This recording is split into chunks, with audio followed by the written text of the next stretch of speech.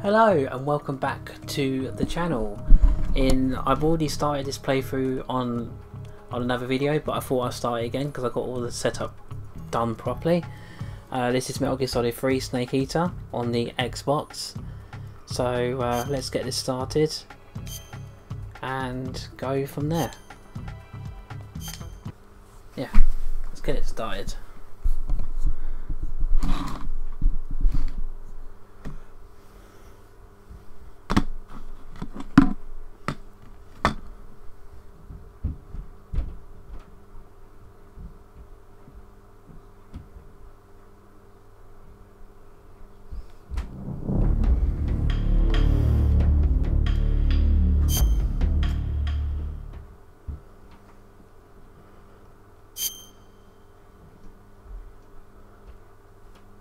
Just do that.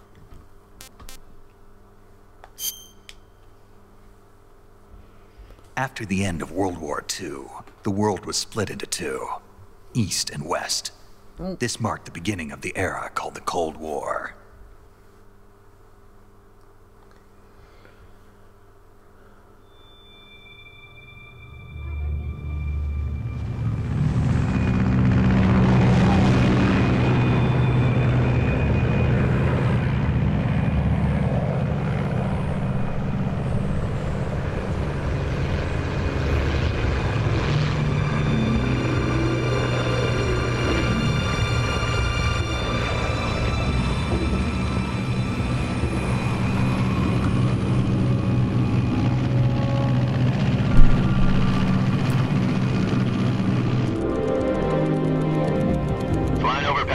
Altitude 30,000 feet.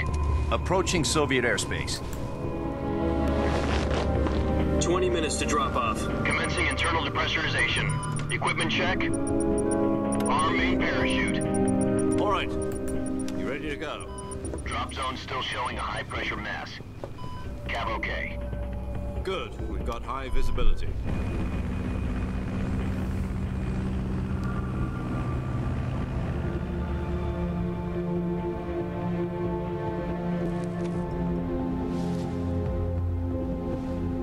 Cigar. Connecting oxygen hose to interior connector. Put on your mask.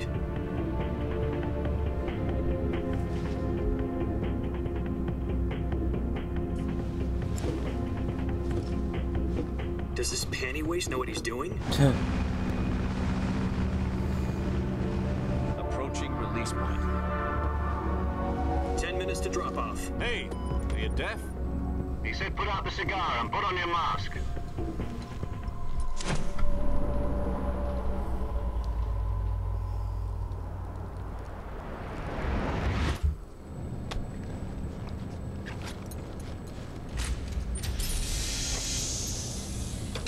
Depressurization complete. Checking oxygen supply. 6 minutes to drop off. Opening rear hatch.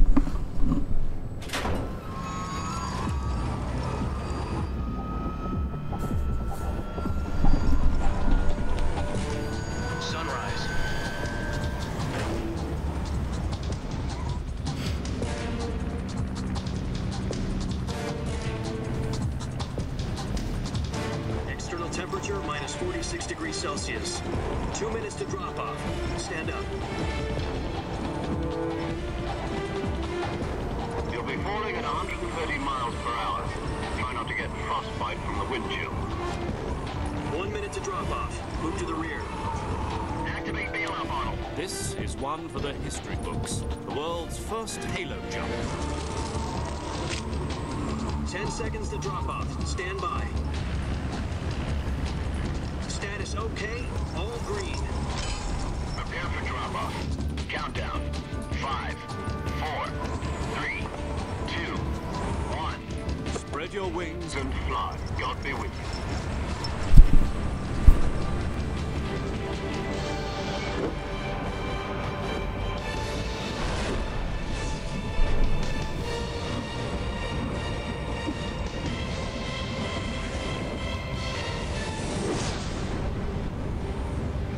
Go.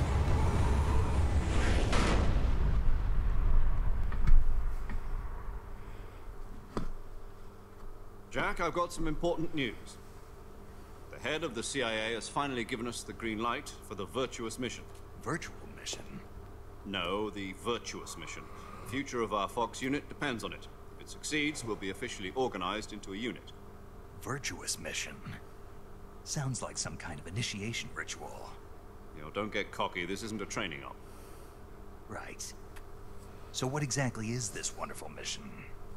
Well, about 2 years ago, a certain Soviet scientist requested asylum in the West through one of our moles. His name is Nikolai Stepanovich Sokolov. He's head of the OKB 754 Design Bureau, one of the Soviets' top-secret weapon research facilities, and the East's foremost expert on weapons development. Sokolov? Isn't he that famous rocket scientist? The very same. On April the 12th, 1961, the Soviets achieved the first manned spaceflight in history. The Earth was blue, but there was no God. Well spoken. The rocket that carried Yuri Gagarin into orbit was the A-1, known as the Vostok rocket. Sokolov is said to be the man most responsible for the multi-engine cluster used in that rocket. After Gagarin's flight, Sokolov left rocket development to become the head of the newly established Design Bureau. From a lowly technician to head of a design bureau, that's quite a success story, so why'd he want to defect? It seems he'd become afraid of his own creations. Afraid? Call it a crisis of conscience. And for that, he left his country and his family behind and went over the fence? Not exactly. One of his conditions was that his family was also to be taken safely to the West. He used a mole to get the family out first, and succeeded in sneaking Sokolov over the Berlin Wall shortly afterwards. I was the one who conducted the operation. The security on the eastern side was still full of holes back then. Then what? We got Sokolov over in one piece, but the whole ordeal had left him exhausted, and we checked him into a hospital in West Berlin. It took him 2 weeks and more than 600 miles to get from the research facility in the Soviet Union to Berlin. He was in no condition to say anything coherent. And it was only a week later that we had something much bigger on our hands. The Cuban Missile Crisis. October the 16th, 1962, President Kennedy received word that the Soviets were in the process of deploying intermediate-range ballistic missiles in Cuba. The President demanded that the Soviets dismantle and remove the missiles. At the same time, he announced a naval blockade to prevent further missile shipments from reaching Cuba. But the Soviets didn't back down, instead placing their armed forces on secondary alert. Soviet transport ships carrying missiles continued on course towards Cuba. There's a lot of cutscenes in this Soviet game. forces went on alert for an all-out nuclear war. Frantic negotiations were conducted through the UN's Emergency Security Council and unofficial channels to end the hair-trigger standoff. Finally, on October the 28th, the Soviet Union agreed to remove its missiles from Cuba, and so the world avoided a nuclear holocaust. But in order to get the Soviets to pull their missiles out, we had to make a deal. You mean the one where the US agreed to remove its IRBMs from Turkey? No. The Jupiter IRBMs deployed in Turkey were obsolete, and we were going to get rid of them anyway. They had no strategic value whatsoever to either the US or the Russians. The Turkey deal was a ruse, a cover story that was fed to the other intelligence agencies around the world. So what did the Russians really want? Sokolov. They wanted us to return Sokolov. You mean the Soviets pulled out of Cuba just to get their hands on Sokolov? That's right. What the hell was he working on? At the time, we had no idea. We were running out of time. It was either give up Sokolov or risk full-scale nuclear war. In the end, we had no choice. President Kennedy gave in to Khrushchev's demand.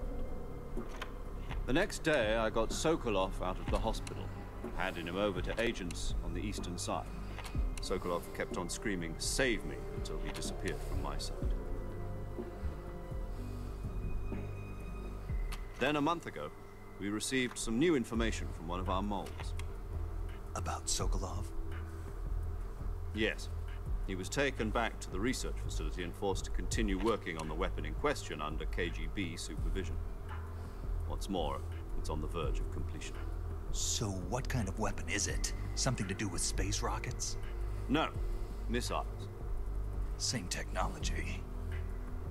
I guess you're right. We don't know the details, but it appears to be a new kind of nuclear device.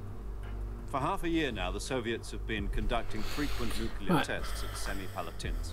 Something to do with the weapon, I assume. We're talking about I'm a not secret sure where to put weapon my so camera. big that Khrushchev was ready to pull out of Cuba to get it back. Is Sokolov still in the facility? No, according to our intelligence, he's in Selino Yask, a place in the mountains about 3 miles to the west that's known as the Virgin Cliffs. The Virgin Cliffs. Nice name for a virtuous mission. They moved him there just recently. Why? Apparently, they're conducting a field test of the weapon, but it's our best chance to get him back. This mission would never have been possible if he was still in the research facility. This is our last chance. Sokolov must have known that too when he contacted us.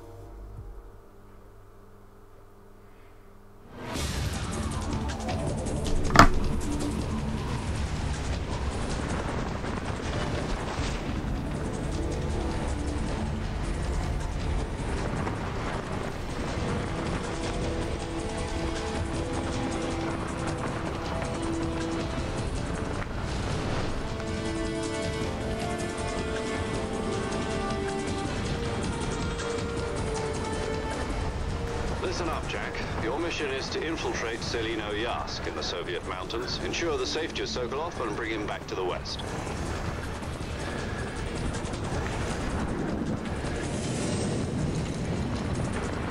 If we don't get Sokolov back before that weapon is complete, we'll be facing a major crisis.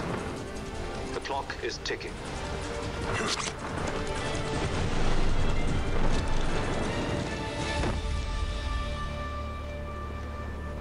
Once we've confirmed the rescue of Sokolov, stand by at the recovery point. A recovery balloon will be dropped at that point. Helium will be pumped into the balloon to inflate it. The process takes about 20 minutes. Once it's complete, the gunship's arm will latch onto the balloon and pull it up. The Fulton surface-to-air recovery system. I'm familiar with the theory. Take it easy. It's been combat-proof.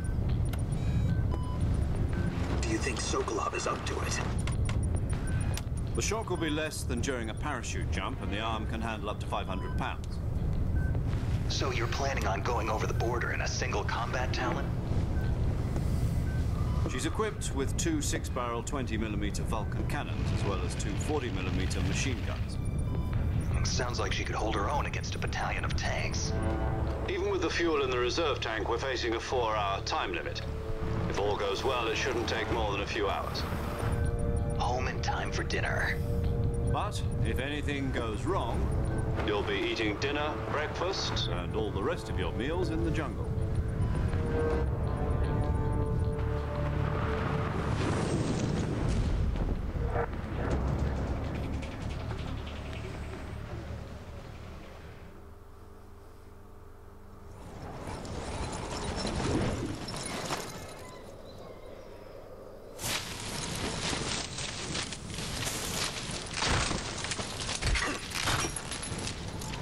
Lost his equipment.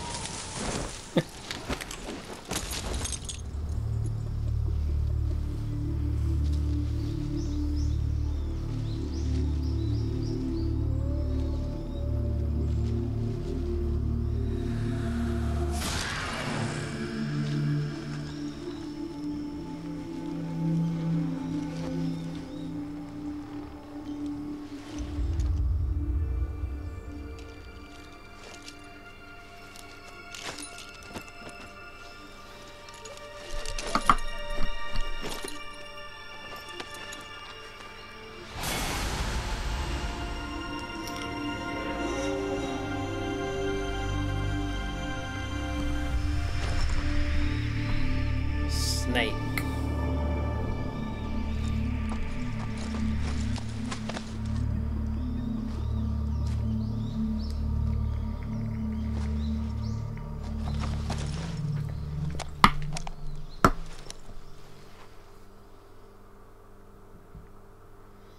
Do you copy?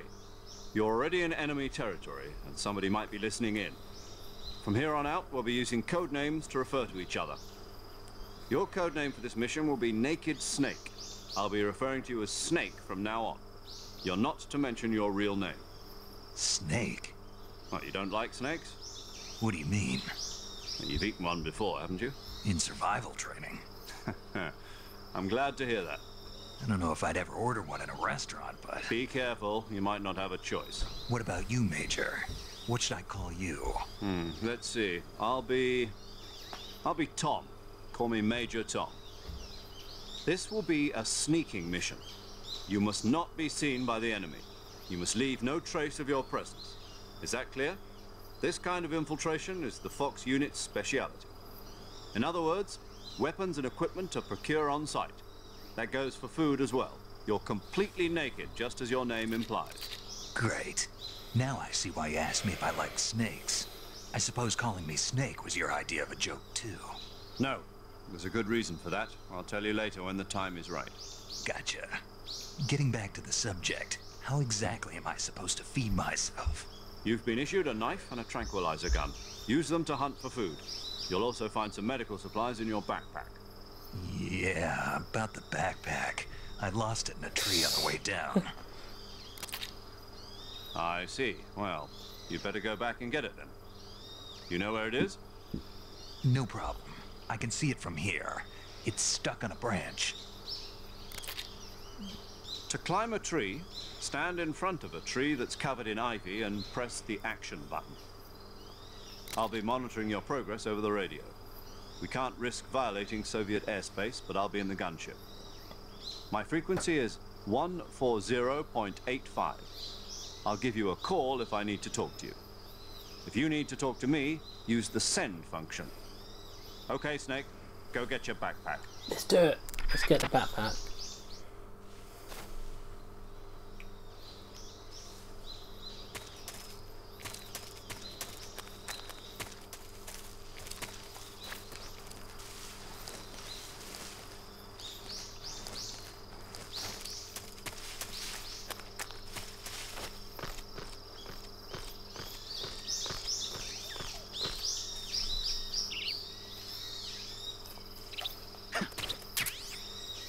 Easy as you like.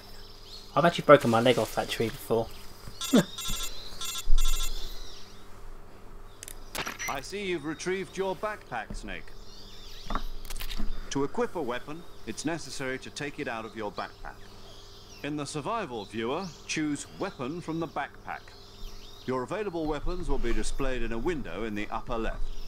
From that list, choose the weapon you want to equip and press the Enter button. For other equipped items, just do the same thing from Item. Got it. Use the survival viewer backpack. Yep, that's right. Survival is fundamental to this mission. After you've been out in the field for a while, your stamina will start to drop. If your stamina gets too low, it'll affect your performance. You won't be able to shoot accurately, for example, and your wounds won't heal as smoothly. Keep an eye on your stamina so you don't run out. To recover lost stamina, you can hunt for local flora and fauna. You can use either your tranquilizer gun or your knife to hunt. My only weapon is a Mark 22 Hush Puppy tranquilizer gun? That's right. That's been fitted with its own not suppressor. your only gun. I've got However, another one. The suppressor will deteriorate every time you fire. Once its durability reaches 0, the noise suppression effect will be gone. So don't get too trigger happy with it. The suppressor's durability is shown in the icon. Any weapons and equipment beyond what you're carrying now, you'll have to find as you go. I have to find my own weapons and equipment? Whose crazy idea was this anyway? Solo covert actions are standard Fox operating procedure. You can't leave any traces of your presence. No weapons, equipment, footprints, sweat, or bodily waste. The same goes for bullets and cartridges, too. Your presence in enemy territory is already a violation of international conventions of warfare. There aren't supposed to be any American soldiers in Russia. It could spark an international incident. You can't let anyone see you. You can't let the enemy know you're there. This is a stealth mission. Obviously. You're a ghost, Snake, in every sense of the word. And there'll be no rescue if That's you're what I'm captured. about. I'm a stealth The military master. and US government will deny any involvement in the affair. Then I'll just have to take care of myself, huh? I'm afraid so. You've been given a fake death pill for that purpose. SIS guidelines stipulate that soldiers on covert ops like this one be issued a potassium cyanide capsule. Tape it to your body so you can take it when you need to. How generous of you. Use it if you're taken prisoner by the enemy. It'll send you into a state of false death for a short time. Fooling them into thinking that I'm really dead. So, how do I come back to life? Just take the revival pill. You mean that thing they put in my tooth before the mission? That's the one. But be careful.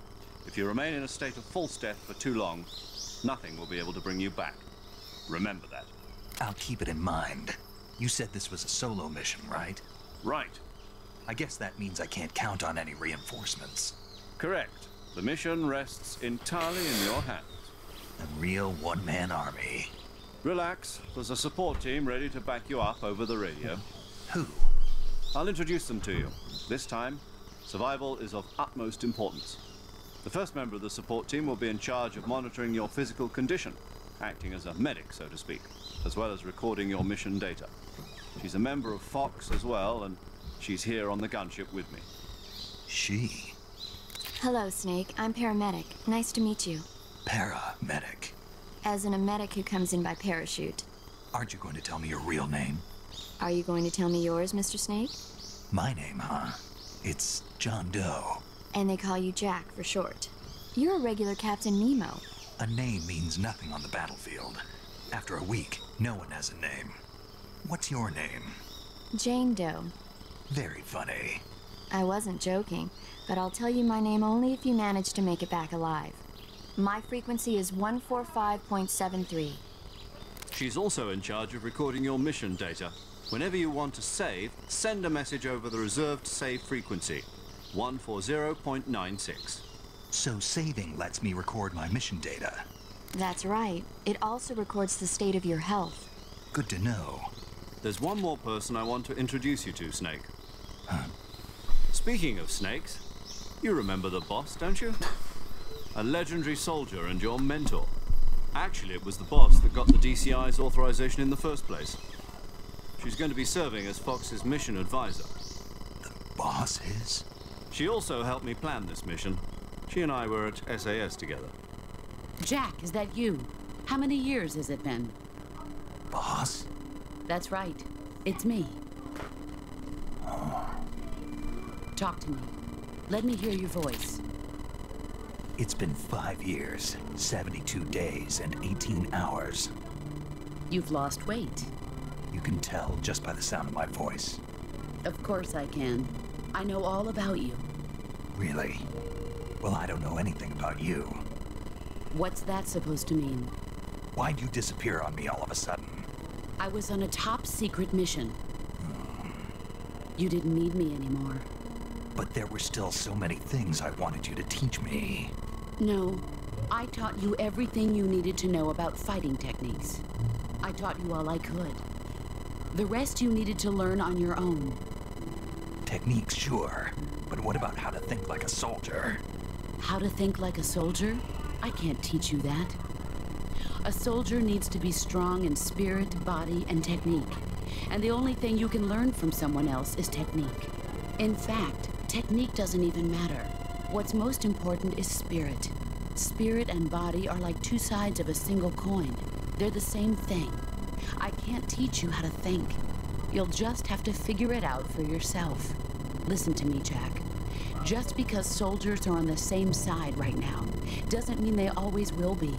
Having personal feelings about your comrades is one of the worst sins you can commit. Politics determine who you face on the battlefield.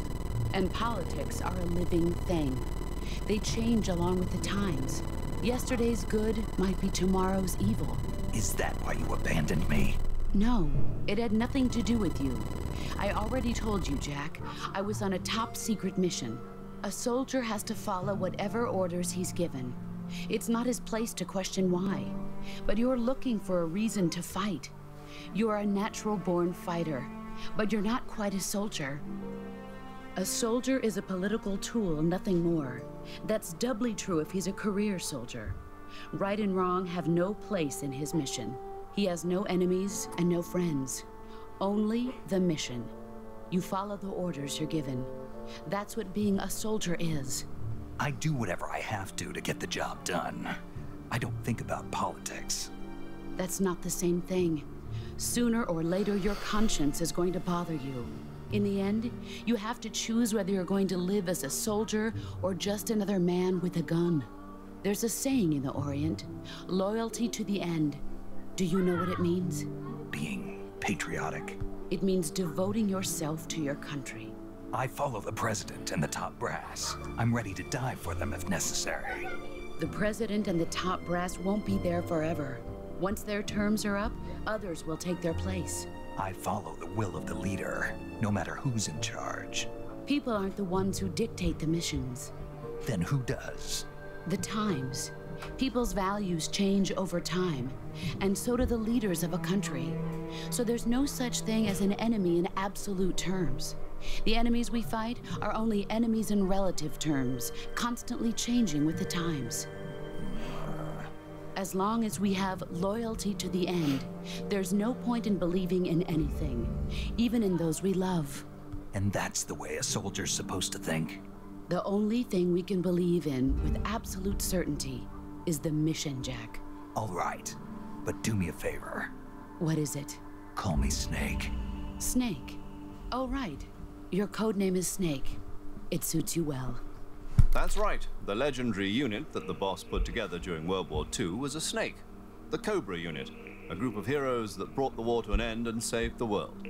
As long as you've got a legendary hero backing you up, you'll be fine. Isn't that right, Snake?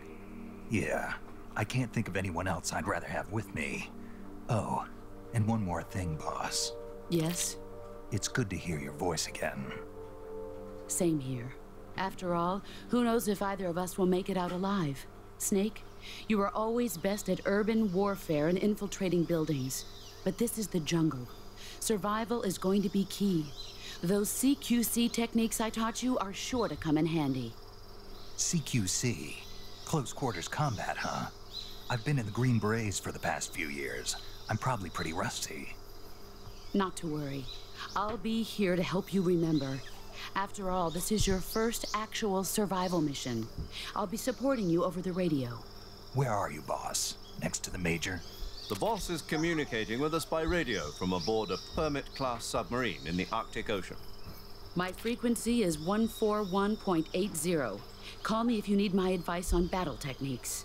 Gotcha. Your mission is to retrieve Dr. Sokolov. We know. Dr. Sokolov is being held in an abandoned factory located to the north of your current position. Avoid heavy combat and don't let anyone see you. Don't forget that this is a stealth mission. Snake, try to remember some of the basics of CQC.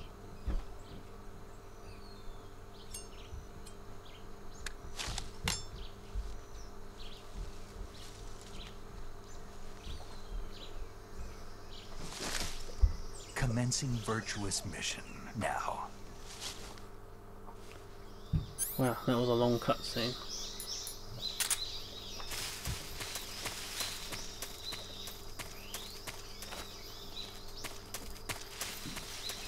Right, I think I'm gonna end it here. Let me save it quickly. But yeah, I hope you enjoyed. Saving the game, Snake? And I'll hopefully see you in the next part. Thank you for watching.